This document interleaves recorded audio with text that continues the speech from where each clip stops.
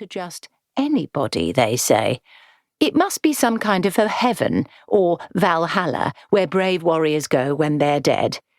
So they reason they have already been alive somewhere else and then died and were allowed to come here because they have been so good.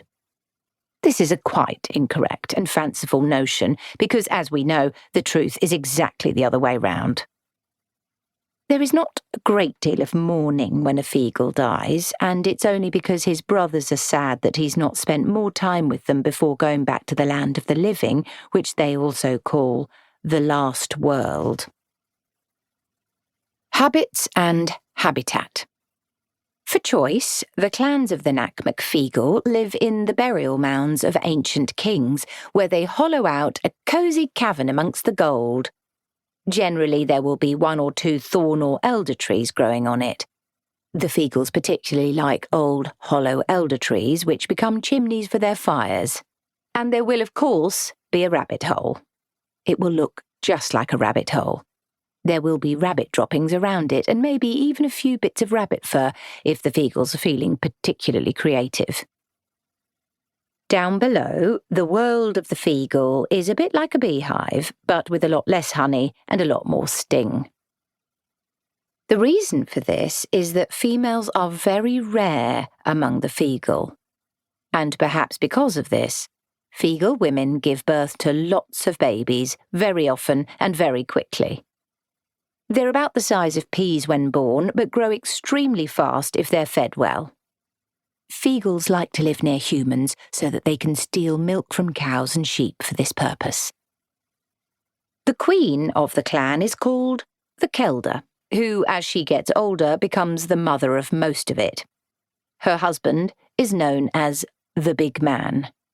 When a girl child is born, and it doesn't often happen, she stays with her mother to learn the Hidlins, which are the secrets of Keldering.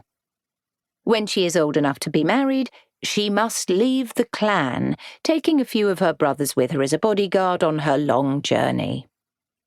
Often she'll travel to a clan that has no Kelder.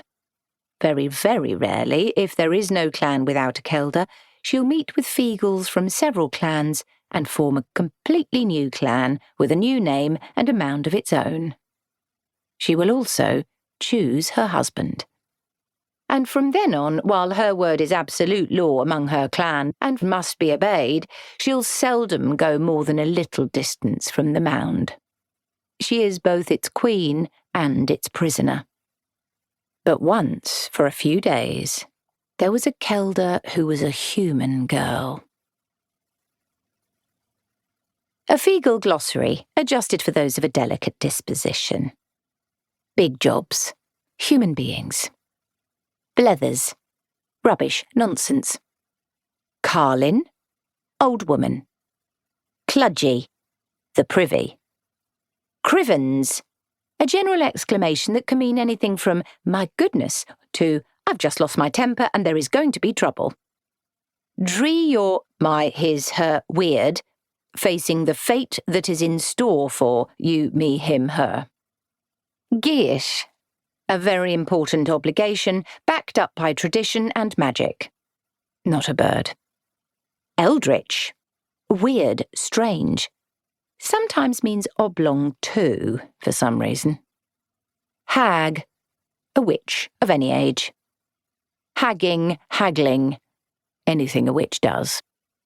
Hidlins. Secrets. Muddlin. Useless person. Pisht.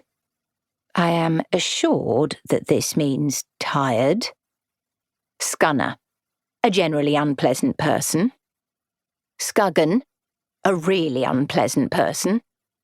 Ships, woolly things that eat grass and go bar, easily confused with the other kind.